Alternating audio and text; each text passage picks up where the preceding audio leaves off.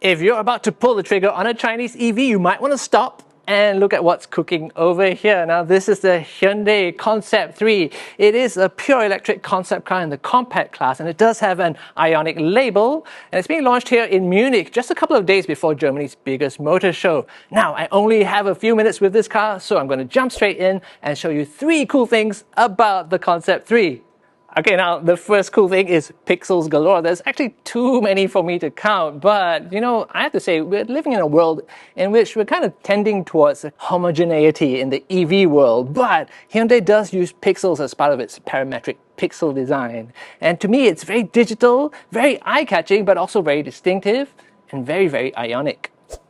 Now, in terms of footprint, the Concept 3 kind of straddles classes. It's just under 4.3 meters long, but it's nearly 2 meters wide, so roughly as long as a VW Golf, but about as wide as a BMW 3 Series. Wheelbase, that's 2722 millimeters, so roughly the same as a Hyundai Elantras. So like many EVs, the Concept 3 is reasonably compact on the outside, but it should be roomy on the inside, which brings me to this interior. Now, this is a concept car, that's not production, so I don't have to talk about screens or storage spaces and stuff like that. Instead, let's just talk about how you feel when you look at this car. And I have to say, there's a very calming kind of moonstone yellow palette over here. Combined with grey, it's meant to kind of make you feel very relaxed.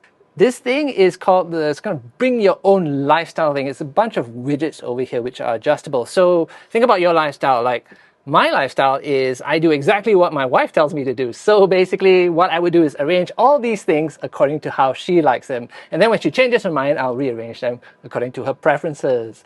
There's something called Mr. Pix, which is kind of an avatar that's scattered around the car as well. And you'll be able to see it here and there in the interior. It's one of those things that's just adding a dose of fun to this car. Materials is very important to a concept car, and this is apparently made of recycled plastics, recycled wool, and something I've never seen before, kind of aluminium foam, which is aluminium which has bubbles in it to make it look like sponge. It's lightweight, it's strong, and it does absorb noise. So that's something new to this car. Oh, and yes, do not adjust your screens because this car does have yellow glass, and I'm not sure if it makes me look extra Chinese today, but it is there because apparently it filters out blue light.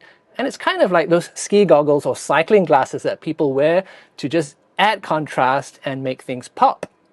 Or maybe it's just to look cool, like these lemon yellow wheels, or this huge chin spoiler, or this enormous ducktail at the back to balance out the downforce. It's all pretty fierce looking, I'm sure you'll agree. But yeah, this is a pretty sick looking car overall, and this apparently showcases Hyundai's new out of steel design language. Now don't forget, Hyundai is one of the few car makers that actually makes its own steel, and out of steel apparently celebrates the flexibility and strength of that material.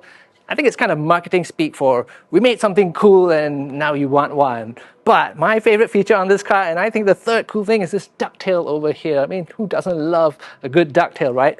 I'm not very sure if this is going to make it into production because it's kind of overkill for the road.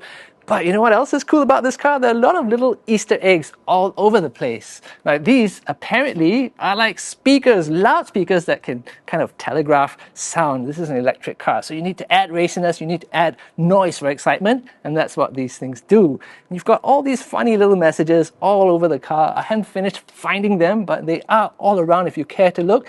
And it's just one of those things that gives this car a real sense of fun.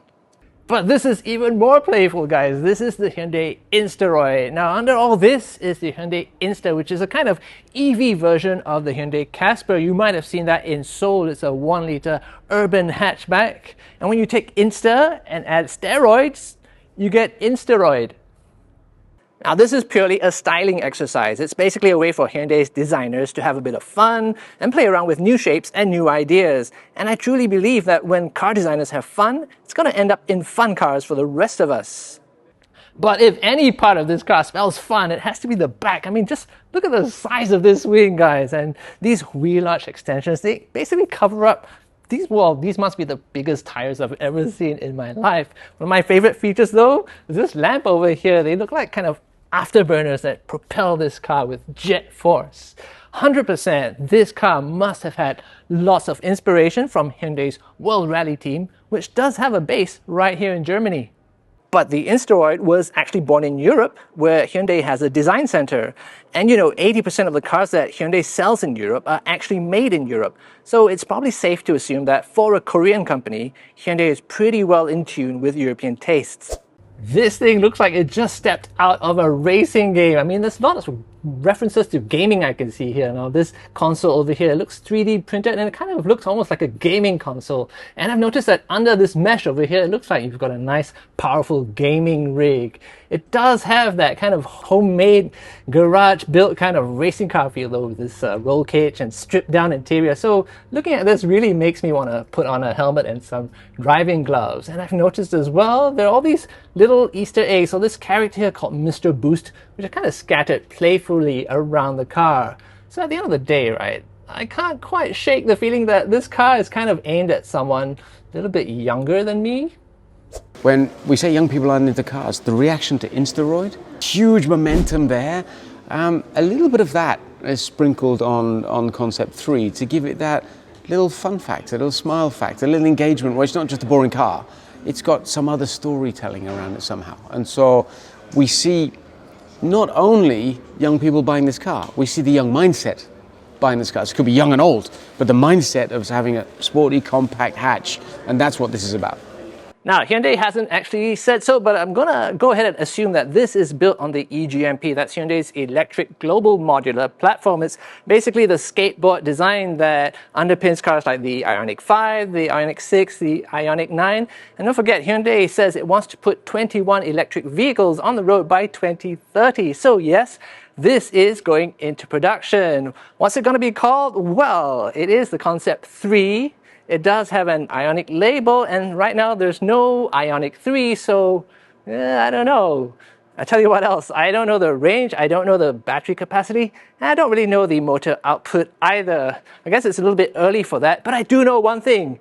If this car does make it into production as the Ioniq 3 or something else, it's going to be one of the coolest looking electric vehicles on the road. Nice, Mr. Pixel Graphic. Oh, nice, okay.